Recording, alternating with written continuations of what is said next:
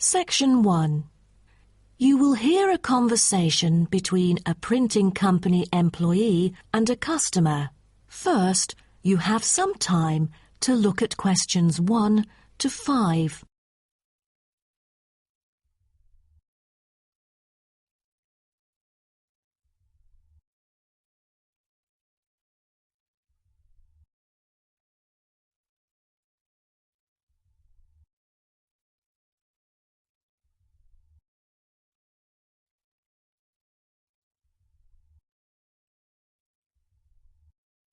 You will see that there is an example which has been done for you.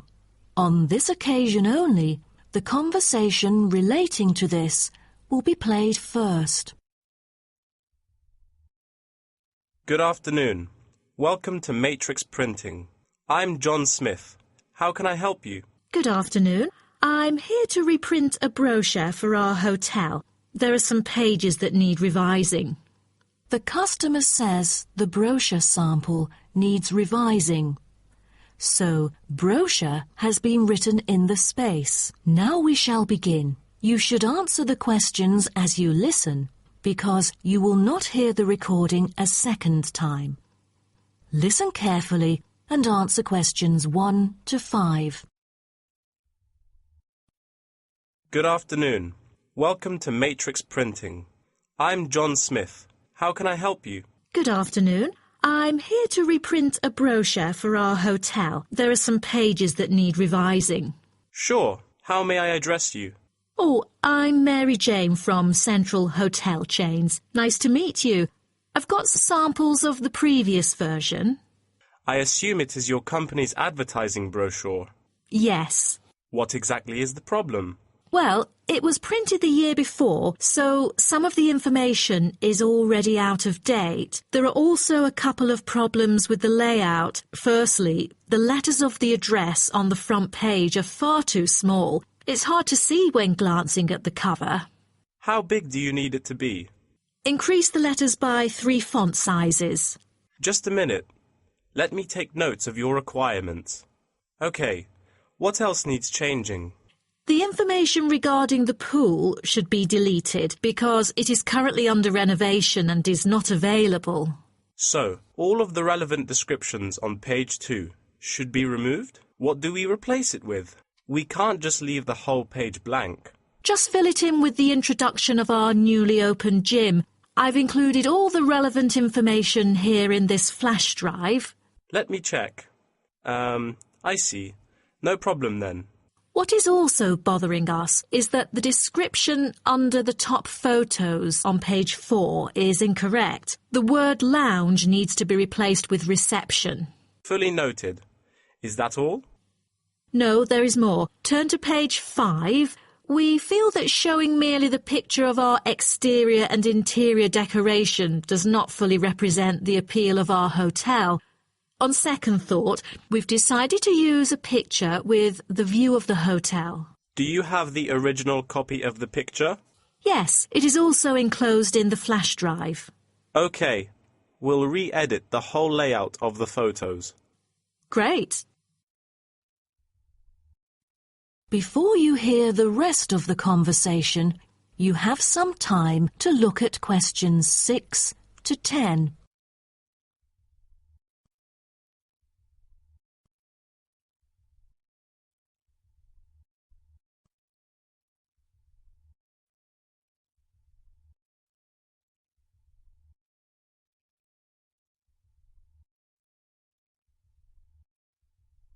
Now listen and answer questions 6 to 10. Let's turn to the next page. Yes. What's wrong with that? It seems perfectly fine to me. At first sight it seems fine, but according to the feedback of the customers, the prices do not stand out. So, we want to change the print from black to red to make it pop out. Okay, I've made notes of all of your requests. Is there anything else? I appreciate it. Just one final request. Could you translate the whole brochure into Spanish? We have customers worldwide, you know, especially those from Latin countries. No problem. What about other languages, like Japanese, Chinese or German? These are our most popular target languages.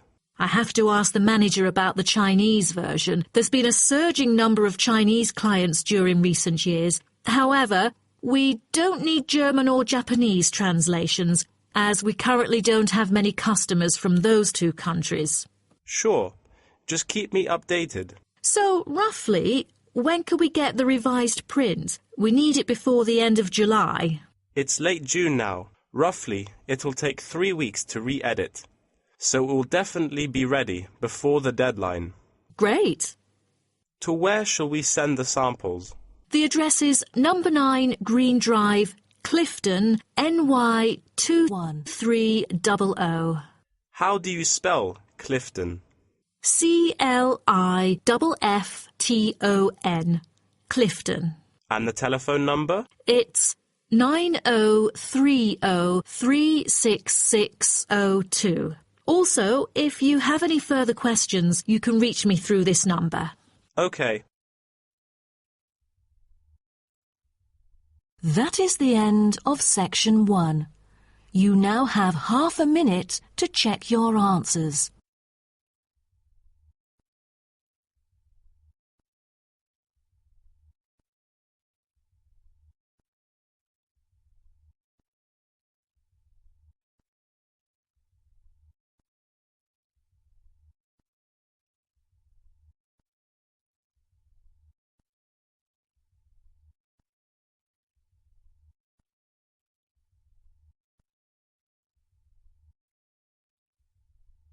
Now turn to Section 2. Section 2. You will hear a guide talking to a group of visitors about a national park. First, you have some time to look at questions 11 to 16.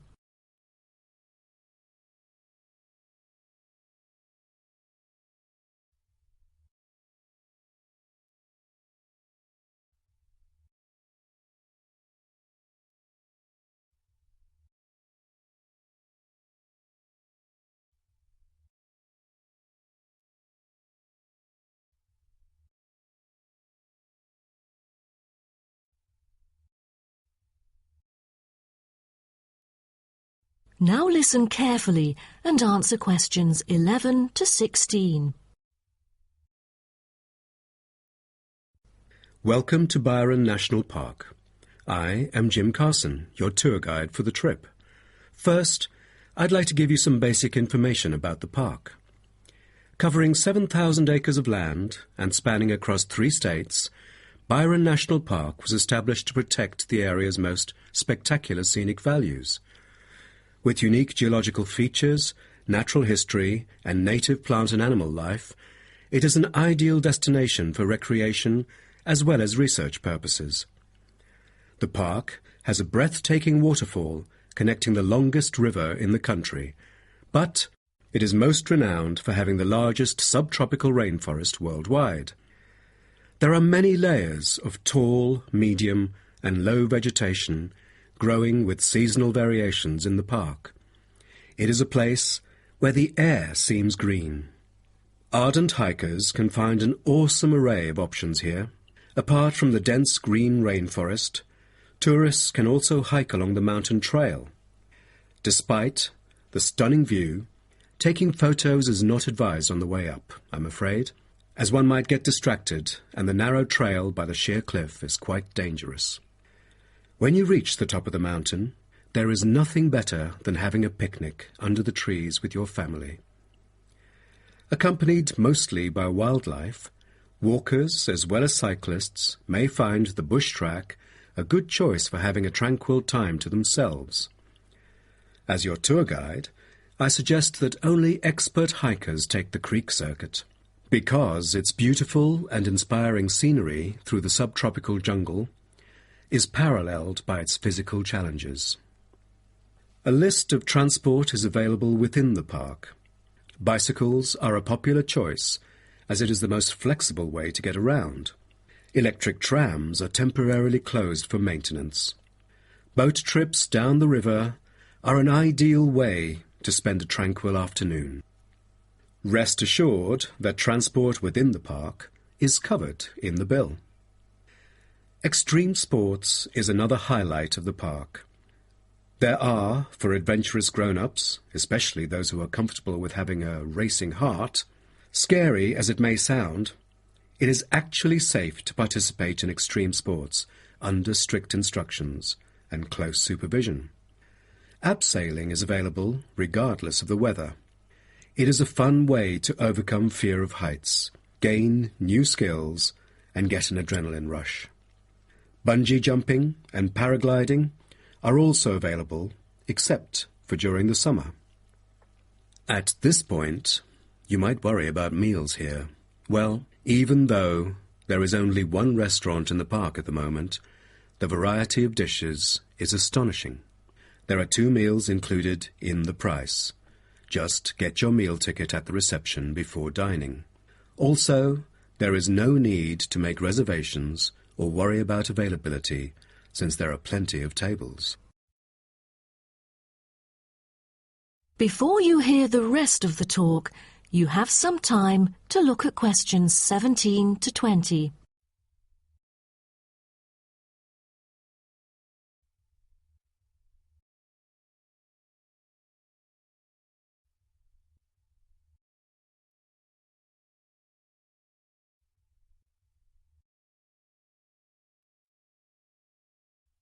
Now listen and answer questions 17 to 20.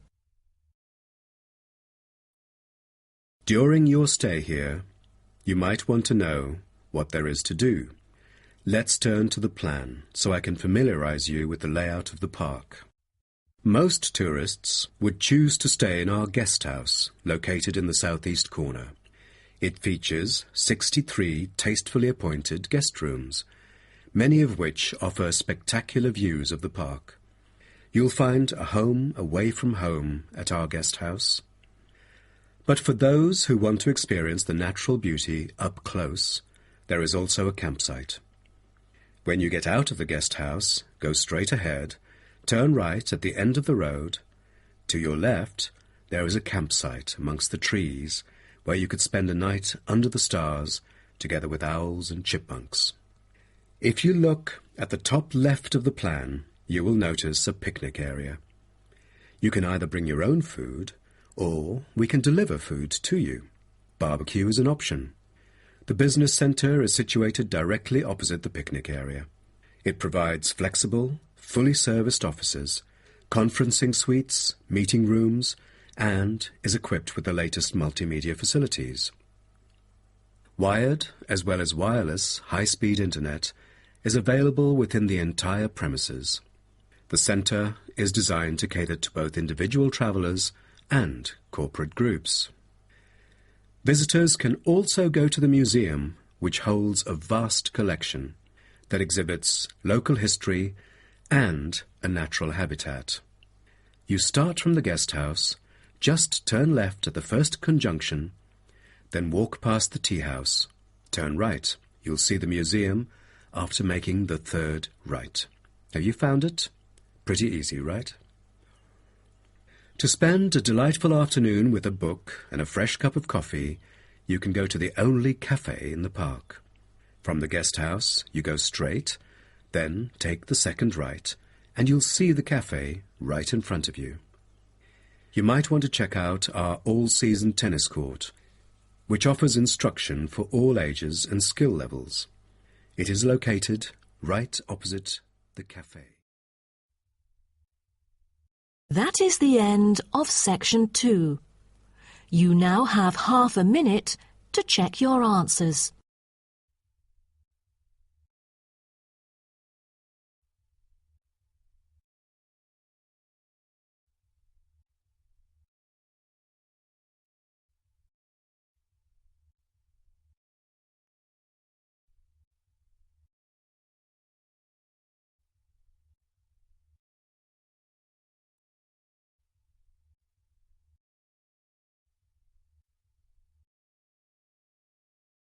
Now turn to section 3. Section 3. You will hear 2 students called Helen and Paul talking to their tutor about a nursing course. First, you have some time to look at questions 21 to 24.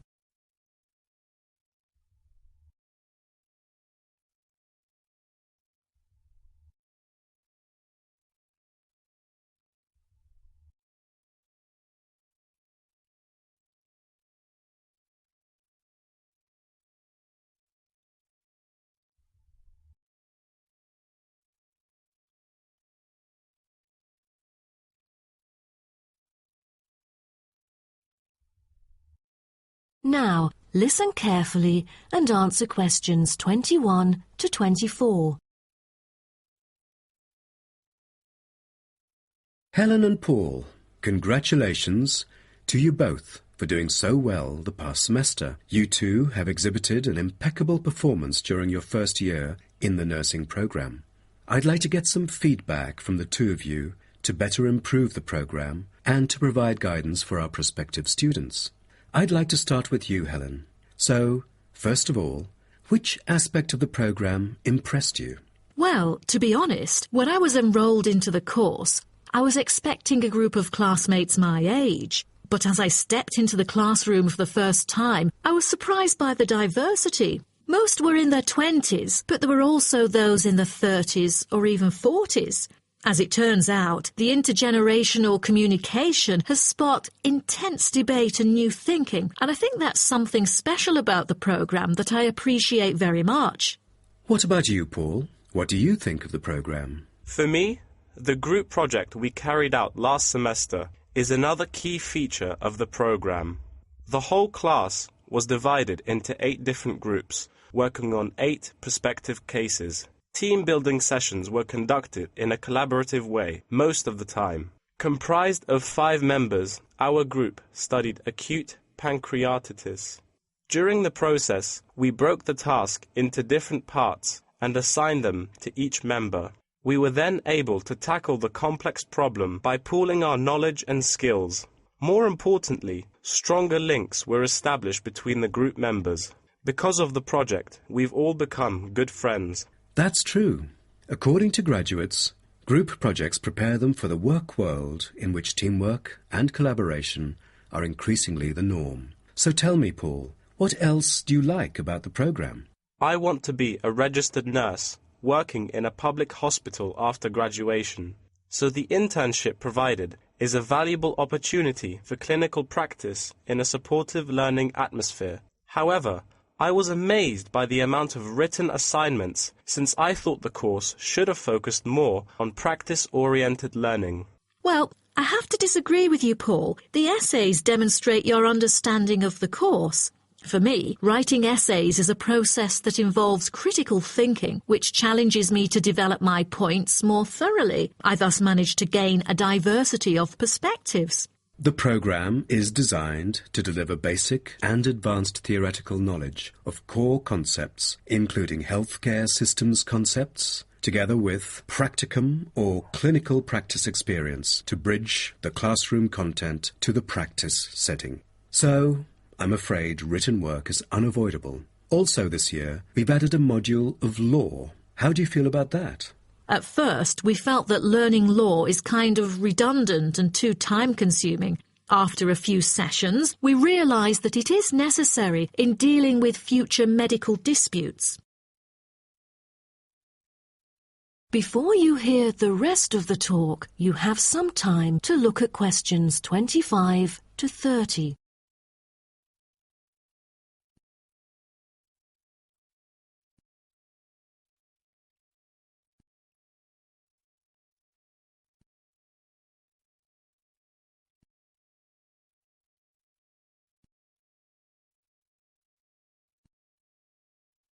Now, listen and answer questions 25 to 30.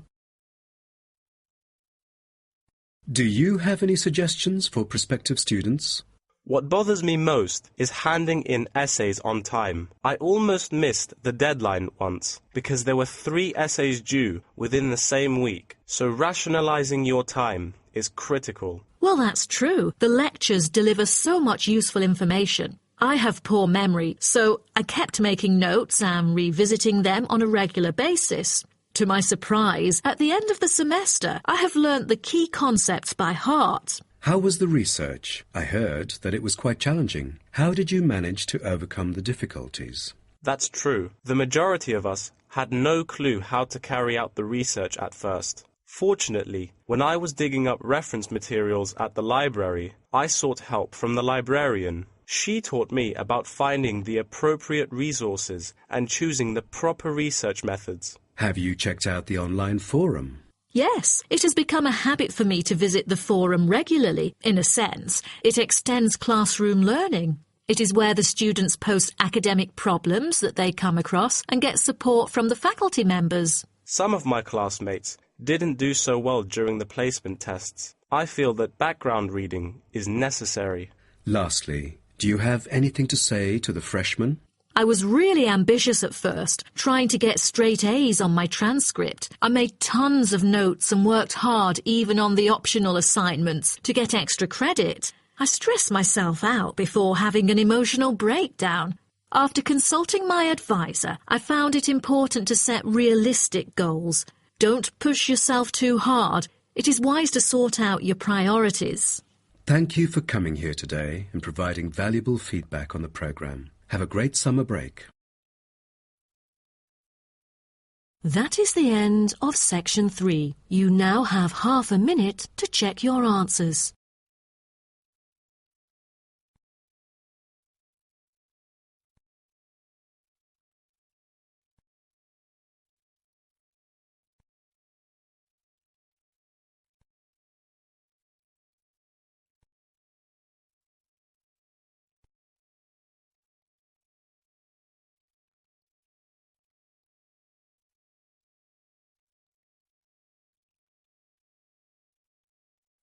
Now turn to section 4. Section 4. You will hear part of a lecture about African penguins. First, you have some time to look at questions 31 to 40.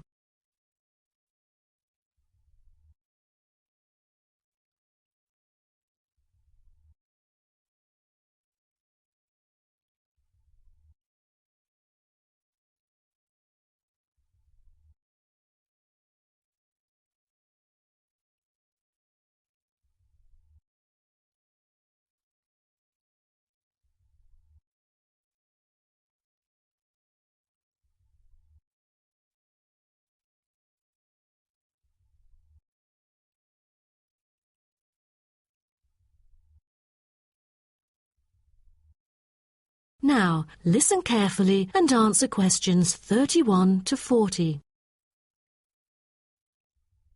Good morning, everyone. Today's lecture is about a type of adorable animal, the penguin. When you think of penguins, you may picture them surrounded by snow and ice. But not all penguins live where it's cold. African penguins live in the southern tip of Africa. They are usually found within 40 kilometres of the shore and on a number of its surrounding islands. African penguins are also known as jackass penguins because they make donkey-like braying sounds to communicate. African penguins can keep their body temperature at a stable level, but their land habitat can get quite warm, so there are a number of ways for them to stay cool. They limit their daylight movements on breeding sites on land to early mornings and early evenings to avoid too much sun. The pink glands above their eyes can help them cope with the temperate climates. Like other penguins, African penguins spend most of the day feeding in the ocean, which also helps keep them cool. Being a type of small to medium-sized penguin species, African penguins average about 60 centimetres tall and weigh up to 3.6 kilograms. They have a black stripe and a pattern of unique black spots on their chest. Males are larger than females and have larger beaks. Even though they are categorized as birds, African penguins aren't able to fly because of their heavy bones. Their wings are more like flippers that make them particularly suited for life in the water. When they're on land, their flippers and their tails help them keep their balance and walk upright. African penguins begin to breed at the average age of 4. When a male and female pair up, they tend to breed together for the rest of their lives. Most other penguins nest and lay their eggs out in the open, but African penguins have a different approach. They dig holes under bushes out of their own excrement, called guano, so they are sheltered from the sun and predators. The African penguins survive on a diet that is comprised mainly of marine organisms. They feed primarily on fish like sardines, along with the occasional squid and shellfish. But when normal food is in short supply, they eat tree roots as well. The streamlined body of the African penguin allows it to move through the water like a rocket, capable of reaching a speed of around 20 kilometers per hour when hunting for food.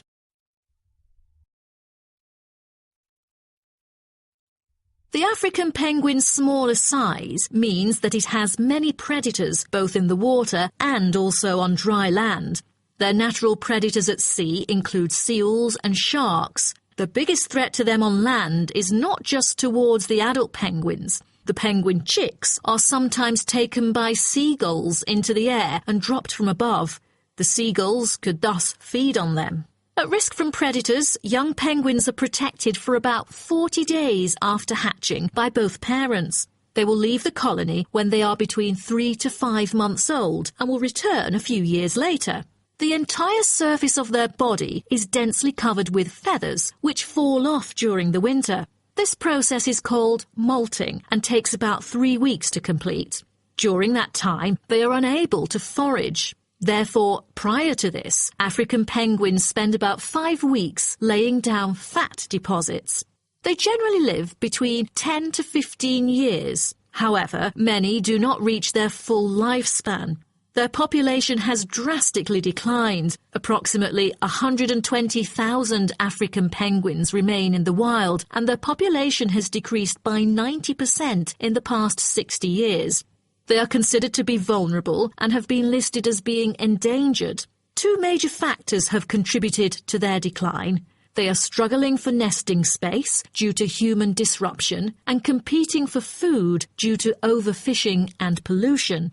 With the limited number of breeding pairs, survivorship becomes difficult for African penguins. This makes them especially vulnerable as environmental conditions change or an outbreak of a disease occurs. For instance, avian malaria has caused 27% of the captive breeding penguins' deaths annually. The more genetic diversity there is within a species, the higher the likelihood that at least some of the individuals will adapt and survive. That is the end of section 4. You now have half a minute to check your answers.